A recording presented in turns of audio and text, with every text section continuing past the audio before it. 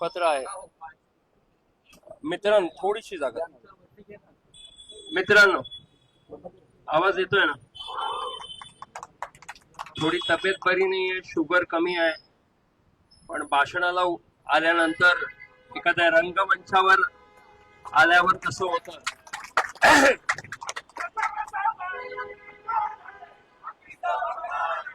मित्रांनो, आपण अनेक दिवसापासून जे आपल्या मागण्या आहेत त्याच्या संदर्भात वेगवेगळ्या पद्धतीने उपक्रमाला सांगण्याचं काम केलं. जानेवारीच्या महिन्यामध्ये 3,337 बसगाड्यांसाठी मोर्चा काढला. मार्चच्या महिन्यामध्ये वेटलिस्टच्या कामगारांना समान कामाला समान दाम यासाठी मोर्चा काढला. ऑगस्टच्या महिन्यामध्ये सेवानिवृत्त कर्मचाऱ्यांना त्यांची ग्रॅज्युटी तातडीने मिळावी याकरिता मोर्चा काढला. आणि ते करत करत शेवटी 31 ऑक्टोबर पर्यंत या सर्व मागण्या पूर्ण व्हाव्यात याकरिता आपण पत्र दिलं.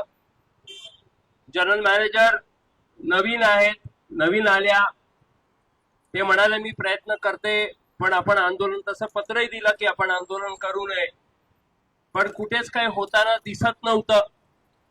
आणि मग आपण 4 नोव्हेंबरची जी मीटिंग लावली त्यामध्ये तो निर्णय घेण्यात आला की आंदोलन करायचं आहे. आणि म्हणून मी उपोषण करण्याचं ठरवलं आणि तुम्ही त्याला साथ दिली. मित्रांनो, असं आहे की आधीपासून मी शिकलेलो आहे रावसाहेबांबरोबर की एखादा विषय आपल्याला तडीस लावायचा असेल तर तो तडीस कसा लावला जाईल याचा विचार केला पाहिजे. अनेक लोक आहेत, हे करू ते करू, अनेक संघटनांमध्ये सांगत आल्या अरे हे कशाला पाहिजे, सरळ संप करा, पण त्यांना हे कळत नाही. जे मी नेहमी सांगतो की संप हा आमचा शेवटचा हत्यार, कारण ज्या वेळेला संप होतो त्यावेळेला आम्ही बघितलेलं आहे की अनेक लोक विक्टिमाइज होतात, अनेक लोकांवर गुन्हे दाखल होतात आणि मग ते लोक आयुष्यभर त्या गुन्ह्यांच्या मागे राहतात आणि त्यांचा नेता निघून जातो. पण ज्या ज्या वेळेला बेस्ट वर्कर्स युनियनने आंदोलनं केली, संप केले, मी अभिमानाने सांगतो जेवढी लोक कधीही विक्टिमाइज झाली असतील त्यांचा पूर्ण पगार ते परत कामावर येईपर्यंत बेस्ट वर्कर्स युनियन देते. त्यामुळे आम्हाला ती जाणीव आहे. आणि आज ज्या वेळेला आपण उपोषणाला मी बसलो, मीडियाने साथ दिली, सर्वांना कळलं हा एवढा, कारण की काल बीएसटीचे माननीय महाव्यवस्थापकांनी पाठवलं वरिष्ठ अधिकाऱ्यांना, काल आपल्याला ते पसंत नाही आलं, त्यांना परत पाठवलं. आपल्याला काय अपेक्षित आहे ते सांगितलं, ते परत आज आले, परत सांगितलं आम्हाला याच्यात काही चेंज पाहिजे. मी त्यांना काल काय सांगितलं मी तुम्हाला सांगतो. काल मी त्यांना सांगितलं होतं की आम्हाला तुम्ही व्यवस्थित या गोष्टी आहेत याच्याकरिता कसं वाटाघाटी करणार ते मला सांगा. आम्हाला याचे सोल्युशन्स पाहिजे. कारण मला काल त्यांनी 60% ग्रॅज्युटी देऊ म्हणून सांगितलं, तर आम्ही सरळ सांगितलं की ते नको, आम्हाला ग्रॅज्युटी जेव्हा देणार त्यावेळेला एक रकमी ग्रॅज्युटी पाहिजे आणि ती आम्ही घेणार. पण मित्रांनो, हे लोक जे कोण म्हणतात की लगेच आत्ताच पाहिजे, नाहीतर हे करा ते करा, आज 3 वर्ष उलटून गेली, ग्रॅज्युटी दिलेली नाही. कोविडचा बघता एवढूसा आहे, त्याला तोडून तोडून कधी 50 कोटी आले, कधी एवढे आले देत आहेत. तर आज ग्रॅज्युटी आणि अंतिम दे याची थकीत रक्कम 1,500 कोटी आहे. ते अशीच एका दिवसात देणार आहे कोणी आपल्याला? बोलायला काय जातं? मित्रांनो, आपण म्हणून सांगितलं की ठरवा, बसा, बोला, कारण याची आधीची ग्रॅज्युटी 2016 पासून 2019 पर्यंत अशीच 3-3.5 वर्ष कामगारांना दिली गेली नव्हती. मित्रांनो, ज्या वेळेला बेस्ट वर्कर्स युनियनने 11 जून 2019 चा MOU केला, त्याच्यामध्ये लिहून घेण्याचं काम केलं की जेवढी थकीत ग्रॅज्युटी आहे ती 30 सप्टेंबर म्हणजे 2.5 महिन्यामध्ये तुम्ही या कामगारांना सर्व दिलं पाहिजे, आणि ते त्यावेळेला दिलं गेलं. मित्रांनो, हे काम बेस्ट वर्कर्स युनियनने त्यावेळेला, त्याला नियोजन लागतं, त्याला महानगरपालिका बरोबर लागते. त्या MOU ला महानगरपालिकेच्या आयुक्तांनी समर्थन दिलं होतं, मान्यता दिली होती, आणि म्हणून ते मिळालं होतं. त्याच्यानंतर सुद्धा मिळालं असतं जर बेस्ट वर्कर्स म्हणजे BIR ऍक्ट मधलं BST ला काढलं नसतं आणि बेस्ट वर्कर्स युनियन आजही मान्यता प्राप्त असती, तर आज ही दशा झाली नसती कामगारांची. पण हे झालं, ठीक आहे. आज आपण एवढं बोललो आणि आज जे काही आमचं म्हणणं होतं त्यांनी ऐकलेलं. मित्रांनो, आपल्या समोरचे प्रश्न, ग्रॅज्युटी 3,337 बसगाड्या, 7वा वेतन आयोगाच्या हिशोबाने आपलं प्रलंबित करार तो कोर्टात आहे, पण इकडे आम्ही त्यांना करायला सांगितलंय. त्याचबरोबर जे CL कामगार आहेत ते 2010 मध्ये परमनंट झाले, 2024 मध्ये झाले, आता त्याच्यानंतर झाले, त्यांची वेतन निश्चिती बरोबर, कारण त्यांची वेतन निश्चिती केलेली नाही ती मागितलेली आहे. आणि त्याचबरोबर जे वेटलिस्टचे कर्मचारी त्यांच्यासाठी समान कामाला समान. मी तुम्हाला सांगतो, हे पत्र उद्या देऊच. काल CTNचं पत्र आलं वडाळावरनं, कारण संघर्ष कामगार कर्मचारी युनियनचा ऍड्रेस हा गोरेगावच्या कार्यालयाचा ऍड्रेस आहे. तिथे आलं आणि त्याच्यात ते नमूद केलं त्यांनी की तुम्ही हे म्हणालेला समान कामाला समान दाम कायद्याने मिळालं पाहिजे. ते म्हणाले की आम्ही ज्या वेळेला कॉन्ट्रॅक्ट दिले तर आम्ही त्यांना सांगितलं की तुम्हाला जे काही नियम असतील ते नियम, कायद्याचे नियम पाळून ते करायचं आहे, पण ते करत नसतील तर तो करण्याचा भाग त्यांचा आहे. मी बेस्ट उपक्रमाच्या अधिकाऱ्यांना काल सांगितलं की जरी तुम्ही हे सांगून मोकळे झालात की तुम्ही लिहून दिलेलं आहे, आणि जर ते करत नसतील तर तुम्ही प्रिन्सिपल एम्प्लॉयर म्हणून तुमची जबाबदारी आहे, तर तुम्ही त्यांना बोलवलं पाहिजे आणि त्यांना तुम्ही कडक शब्दात आणि लेखी दिलं पाहिजे की या कायद्याचं पालन करून समान कामाला समान दाम हे या वेटलिस्टच्या कामगारांना दिलं गेलं पाहिजे. हे सांगण्याचं काम आपण केलेलं आहे मित्रांनो. आणि त्या अनुषंगाने आज जे काही पत्र आलं, आणि मी तुम्हाला सांगतो परत एकदा, जोपर्यंत हे विषय संपत नाहीत, यांच्यावरती निर्णय घेत नाहीत, तोपर्यंत आपण आपल्या भूमिकेवर ठाम आहोत की आपण सातत्याने मीटिंग्स मागितलेले, एक टाइमलाईन मागितलाय. आपण त्यांना म्हणालो होतो की 15 दिवसाच्या आत अनेक विषयांबद्दल एक निर्णय घ्या. त्यांनी त्याला तत्वतः मंजुरी दिलेली आहे. आणि मी तुम्हाला ते पत्र वाचून दाखवतो. आणि असं नाही की नंतर मीटिंग घेऊ. पहिली मीटिंग ही उद्या सकाळी 11 वाजता.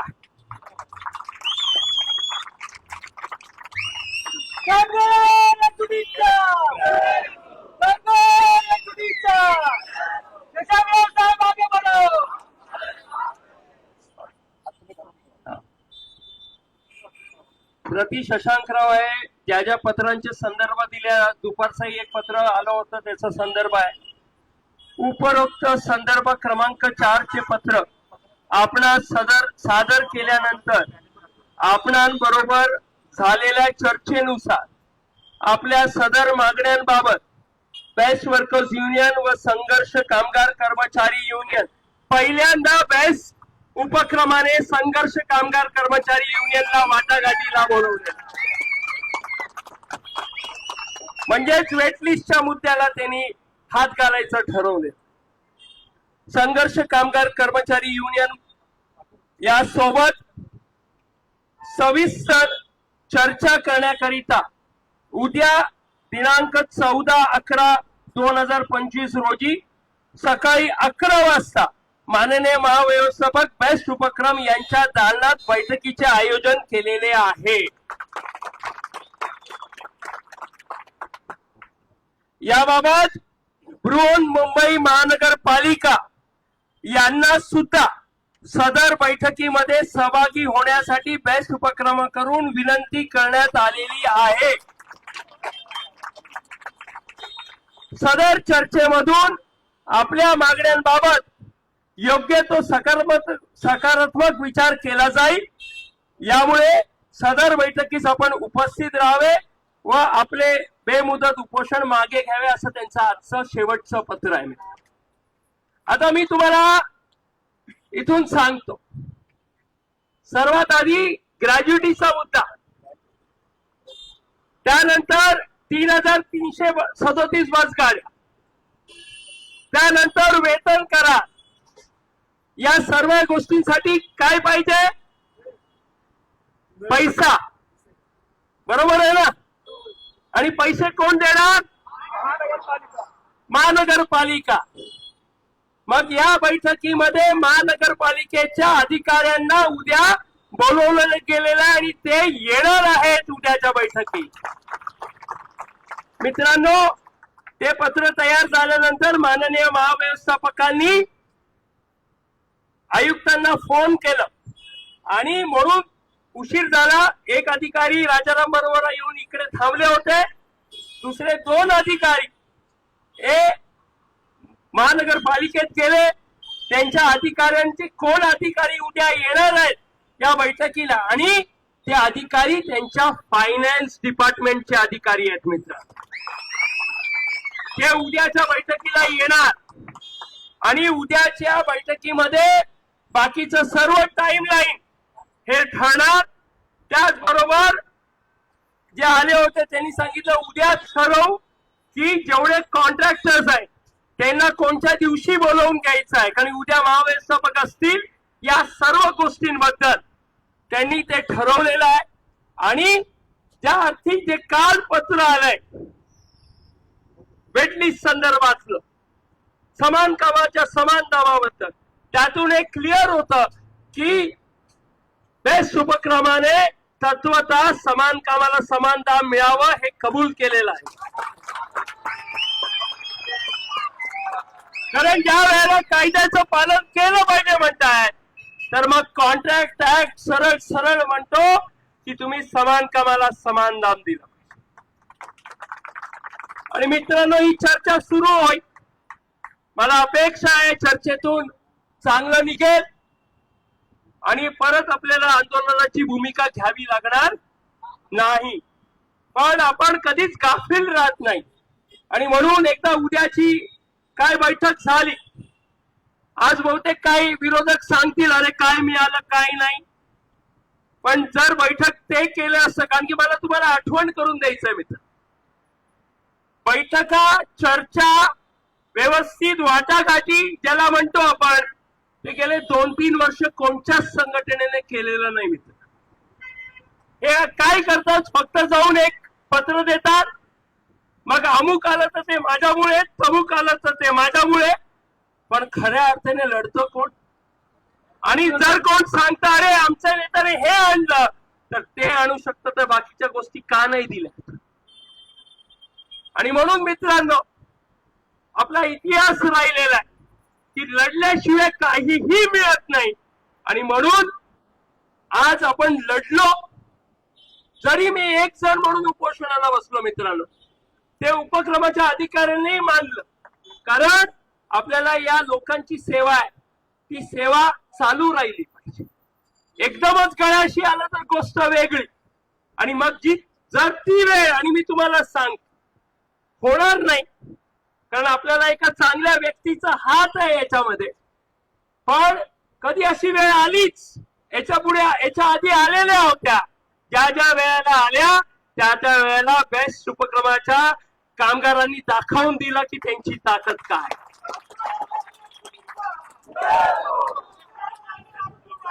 आणि त्यामुळे मला विश्वास आहे की आपण आता या वाटाघाटी सुरू होतील आणि जे काही मुद्दे आपण आपले दिले ते व्यवस्थित त्याचे निर्णय आपल्या हक्काचे घेऊ. आणि मी तुम्हाला सांगतो, भरपूर काही लांब नाही.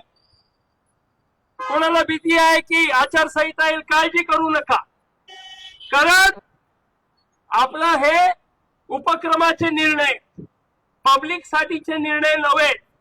त्यामुळे एकदा चर्चा सुरू झाली, आचारसंहिता येईल, अजून काय येईल, ते काही थांबणार नाही. पण तेवढं लांब जाण्याची आमची इच्छा देखील नाही. या मिटिंगांमध्ये तातडीने एक एक करत मिटिंगा उद्या रूपरेषा ठरेल आणि त्या अनुषंगाने मित्रांनो आपण पुढे जाऊ. मला तुम्हाला आवर्जून सांगायचं की आपल्याला याच्यामध्ये ज्या माणसाने मदत केली, मी त्यांना काही दिवसांपूर्वी सांगितलं होतं की कर्मचाऱ्यांचे प्रश्न सुटत नाहीत, बहुतेक मला आंदोलन करावं लागेल. मी काय आंदोलन ते सांगितलं नव्हतं, पण ते त्या व्यक्तीने मला सांगितलं की शशांक, तुला तुझ्या संघटनेच्या हिशोबाने आणि कर्मचाऱ्यांच्या हिताचं जे काही आंदोलन तू करशील, जे काही करायचंय तुला, ते तू कर, मी तुझ्या सोबत आहे सांगण्याचं काम त्या व्यक्तीने केलं. मी रविवारी त्यांना फोन केला आणि सांगितलं की उपोषणाला उद्यापासून बसतोय. ते म्हणाले काळजी नको करूस, मी जे काही माझ्या पद्धतीने करायचंय, ज्यांच्याशी बोलायचं मी बोलेन. आणि ती व्यक्ती म्हणजे आशिष शेलार. खास करून कालपासून ते आज दुपारपर्यंत हे जे काही चक्र फिरवायची होती ती फिरवणं. आणि या पुढे सुद्धा ते म्हणाले, फक्त एवढ्या पुरतं नव्हे तर मध्ये कधीतरी चुकून माकून गाडी अडली, चुकून माकून कुठेतरी काय झालं तर ते पालकमंत्री तर आहेतच, पण सदैव कर्मचाऱ्यांच्या हितासाठी ते नेहमी आमच्यावर उभे राहिलेले आहेत. मी त्यांना सांगितलं होतं की त्यांनी इथे आलं पाहिजे, पण ते उपनगरामध्ये होते. ते म्हणाले तू जर फोन लावून दिलास, मी उचलला तर मी बोलेन. मी प्रयत्न करतो, जर ते बोलले आले फोनवर तर ते बोलतील.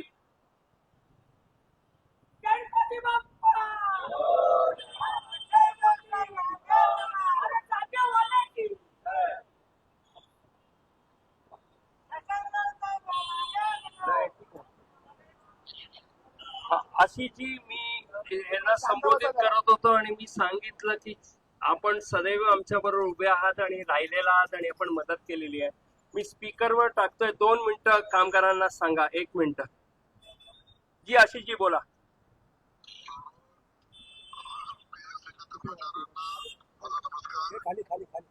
शशांक राव यांच्या नेतृत्वात जी गोष्ट आंदोलन आणि भूमिका आपण मांडली आहे, सरकारने ती सकारात्मक स्वीकार पण केली आहे. आणि शशांक यांनी जी आपल्या कर्मचाऱ्यांशी कामगारांच्या विषयामध्ये दाखवलेली निष्ठा आणि केलेलं आंदोलन, यातले सर्व विषय सकारात्मक सोडवण्याची पूर्ण शाश्वती संबंधित महापालिका आयुक्त आणि बीएसटीच्या जीएमला स्वतः मी सुद्धा दिली.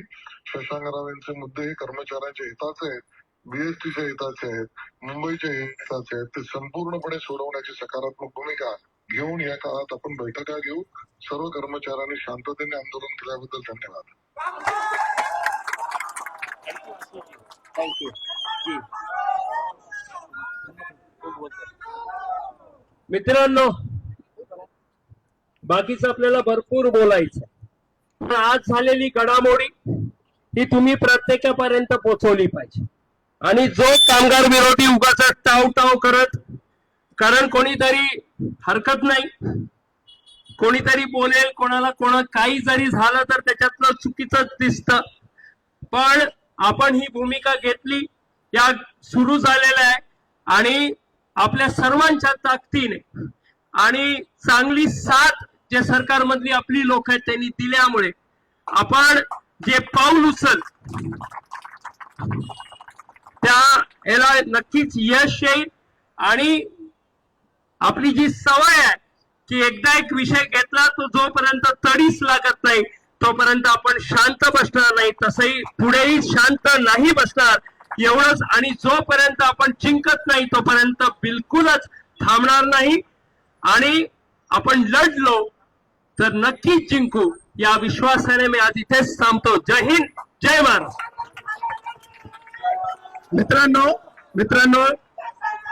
मित्रांनो, साहेबांनी जे काही सांगितलेलं आहे आणि आशिष शेलार साहेबांनी आता आपल्या सगळ्यांच्या समक्ष जे काही सांगितलेलं आहे त्या सगळ्यांवर विश्वास ठेवून आपल्या सगळ्यांच्या साक्षीने मी शशांकराव साहेबांना विनंती करत आहे की आज आपण या ठिकाणी आपण आपला जो बेमुदत उपोषण होतं ते आपण सोडावं. आपण सगळेजण तयार आहात? नक्की. यापुढे सुद्धा जेव्हा जेव्हा गरज लागेल, आपल्याला एकीची गरज लागेल, तेव्हा आपण सगळेजण उभे राहणार. मी देश वर्कर्स नायक सरचिटणीस बाबा इनामदार यांना विनंती करतो की त्यांनी राव साहेबांना नारळ पाणी देऊन त्यांचा जो बेमुदत उपोषण आहे तो या ठिकाणी त्यांनी सोडवावं. देश कामगारांच्या एकजुटीचा, देश कामगारांच्या एकजुटीचा, संघर्ष कामगार कर्मचारी युनियनच्या कर्मचाऱ्यांच्या एकजुटीचा, सेवानिवृत्त कर्मचाऱ्यांच्या एकजुटीचा.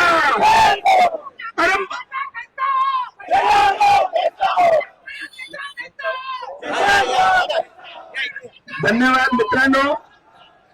या ठिकाणी आपण ऐकून घ्या मित्रांनो. आपण